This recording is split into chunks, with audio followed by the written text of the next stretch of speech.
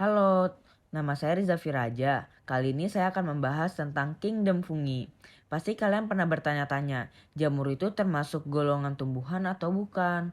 Kali ini saya akan membahasnya. Jamur mempunyai ciri-ciri. Yang pertama, dia mempunyai dinding sel atau yang biasanya kita sebut dengan eukariotik. Jamur ada yang uniseluler atau bersel satu, ada yang multiseluler bersel banyak.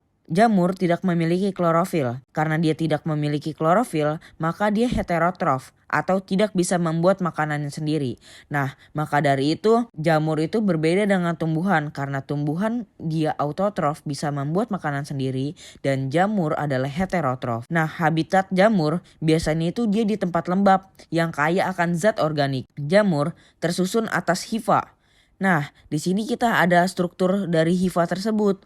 Hifa adalah struktur yang menyerupai benang halus yang tersusun dari dinding berbentuk pipa. Nah, di tengah-tengah dari hifa tersebut ada yang namanya nukleus. Jamur memiliki dinding sel, pori, dan septa. Ada hifa yang bersekat atau septa, ada hifa yang tak bersekat. Senositik adalah jamur atau hifa yang tidak memiliki sekat. Asenositik adalah jamur yang memiliki sekat atau septa.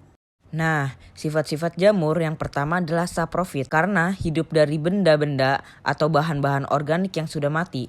Saprofit menghancurkan sisa-sisa bahan tumbuhan dan hewan yang kompleks menjadi bahan yang lebih sederhana. Yang kedua ada juga yang saprofit karena hidup dari benda-benda atau bahan-bahan organik yang sudah mati. Saprofit menghancurkan sisa-sisa bahan dari tumbuhan dan hewan yang kompleks menjadi bahan yang lebih sederhana.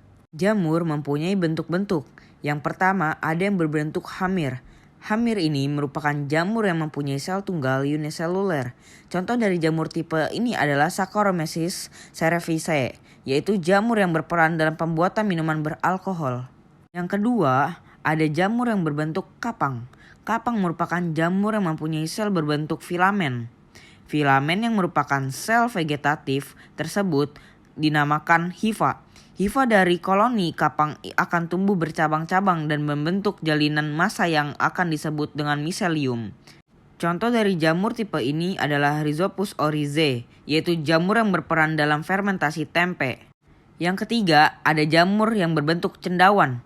Nah, pasti kalian pernah lihat kan jamur yang berbentuk cendawan ini? Cendawan merupakan jamur yang mempunyai filamen dan tubuh yang besar dan dapat terlihat mata walaupun dengan mata telanjang tanpa menggunakan bantuan alat. Contoh dari jamur tipe ini adalah Forfalliara volvase atau yang sering disebut dengan jamur merang.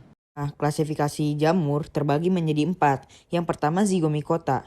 Nah, zygomicota ini mempunyai ciri-ciri. Yang pertama dia senositik atau dia tidak memiliki septa. Yang kedua dia uniseluler atau multiseluler.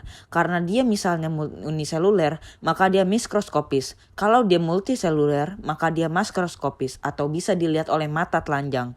Nah, dia mempunyai 2 reproduksi. Yang pertama reproduksi seksual dengan zigospora. Nah, zigospora ini dihasilkan dari sporangium. Reproduksi aseksualnya, dia menggunakan sporangiospora. Nah, salah satu contohnya dari jamur zygomicota adalah Rhizopus oryzae yang jamur untuk membuat tempe. Ada juga jamur yang terdapat dalam ragi yaitu Mucor javanicus. Nah, klasifikasi jamur yang kedua ada namanya Ascomycota. Ciri-ciri Ascomycota adalah asenositik. Dia memiliki septa, dia uniseluler atau multiseluler, mikroskopis atau makroskopis. Dia reproduksi seksualnya dengan ascospora. Nah, reproduksi seksual di setiap klasifikasi jamur ini dia mengambil dari nama depan klasifikasi jamur tersebut kayak zigospora dari zygomicota, ascospora dari ascomycota dan basidiospora dari basidiomycota. Nah, untuk ascospora dia dihasilkan dari ascus. Reproduksi aseksual dari ascomycota dia menggunakan conidia atau conidiospora. Contohnya adalah penicillium, penghasil bahan antibiotik penisilin. Saccharomyces cerevisiae digunakan dalam pembuatan roti, anggur, dan bir. Dia fermentasi. Aspergillus niger untuk fermentasi asam sitrat. Aspergillus oryzae dan Aspergillus wentil untuk fermentasi kecap. Nah, yang ketiga ini namanya Basidiomycota. Biasanya kita sering lihat nih Basidiomycota ini. Ciri-ciri dari jamur tersebut adalah asenositik, multiseluler, makroskopik, Reproduksi seksualnya menggunakan Basidiospora yang dihasilkan dari Basidium. Reproduksi seksualnya menggunakan Conidia atau Conidiospora. Nah, kita bisa lihat nih struktur dari tubuh Basidiomycota. Dia mempunyai tudung dan lamela. Lamela ini tuh terdiri dari susunan hifa-hifa. Nah, dia memiliki cincin yang disebut cincin annulus. Contoh dari jamur Basidiomycota adalah Volvaria, Volvase, jamur merang. Biasanya kita sering menemui ini nih. Lentius edodes, jamur shiitake, pleurotes atau jamur tiram. Biasanya ini ada di pasar-pasar nih. Nah, yang terakhir dari klasifikasi jamur adalah Deuteromycota. Kita bisa mengingatnya dengan urutan ZABD, Zabet. Nah, ciri-ciri dari Deuteromycota adalah asenositik, dia uniseluler, mikroskopis. Nah, dia reproduksi seksualnya itu belum diketahui, namanya imperfecti, jadi dia belum diketahui. Nah, reproduksi aseksualnya dia bisa menggunakan spora ngiospora, bisa menggunakan conidiaspora.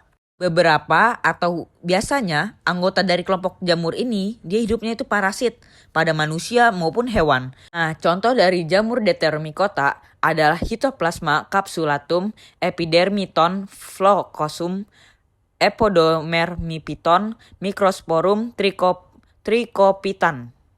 Nah, catatan nih, miselium adalah bagian jamur multiseluler yang dibentuk oleh kumpulan beberapa hifa. Jadi hifa-hifa yang berkumpul, dia bakal membentuk miselium. Mycorrhiza adalah simbiosis antara jamur dengan tanaman tingkat tinggi. Contohnya seperti tanaman kacang-kacangan. Hifa-hifa yang dimodifikasi disebut Haustoria. Biasanya hifa yang berparasit, dinding-dinding sel jamur terbuat dari kitin. Nah, penting nih, jamur itu tidak memiliki akar, tetapi akar dari jamur itu digantikan oleh yang bernama rhizoid. Teman-teman telah menyimak video pembelajaran tentang Kingdom Monera.